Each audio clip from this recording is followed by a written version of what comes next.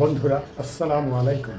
আজকে আমি একবারে সহজ পদ্ধতিতে কিভাবে ঘরোয়া পরিবেশে মোরগ পোলাও রান্না করা হয় সেটা দেখাবো।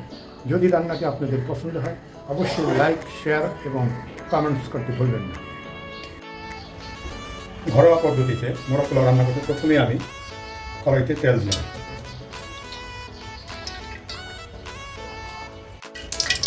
তেল গরম হয়ে গেছে, এখন আমি পেঁয়াজ,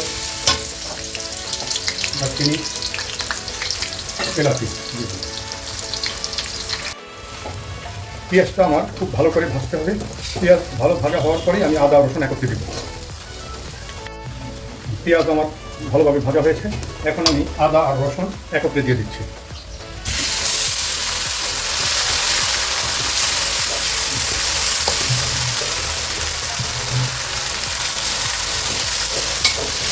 এখন আদা রসুন ব্যবহার করে এটাকে ভালো করে কষাতে হবে।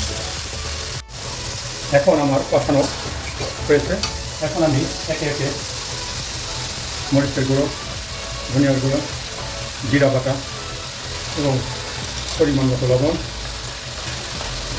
কয়েকটি কাঁচামরিচ, আমি এখন আলু বোখরা দিয়ে দিলাম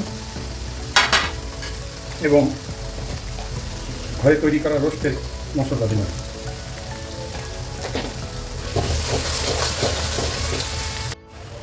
এখন আমি টক দই দিয়ে দিলাম।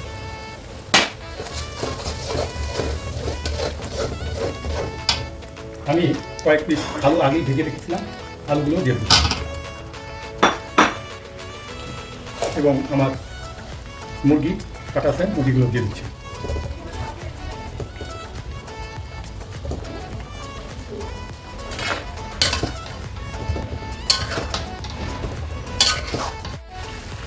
মুরগি সিদ্ধ হওয়ার জন্য সামান্য পানি দিতে হবে। এখন আমি বাদাম বাটা এবং দুধ দিয়ে দিলাম আর কিশমিশ দেব।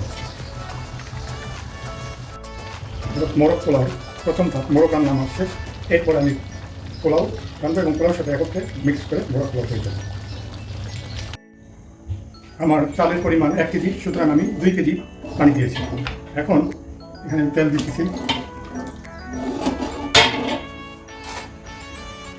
একে একে আমি মশলাগুলো দিচ্ছি। এলাচি, লং, দারচিনি, দুধ, আলু বোখরা এবং লবণ, কাঁচামরিচ, একটু গোলাপ জল, একটু কেওড়া জল দিলাম। মানে পানিটা যখন ফুটে যাবে তারপরে আমি চাল দিলাম। পানি আমার গরম হয়ে গেছে, এখন চাল দিয়ে দেব।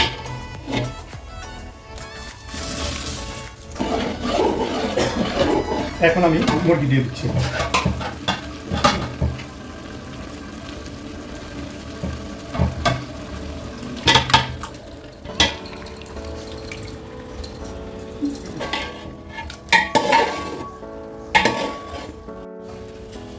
এখন আমি পোলাওটা জমে দিয়ে দিচ্ছি। এখন আমি ব্রেড ছিটিয়ে দিচ্ছি। এখন আমি উল্টিয়ে দিচ্ছি।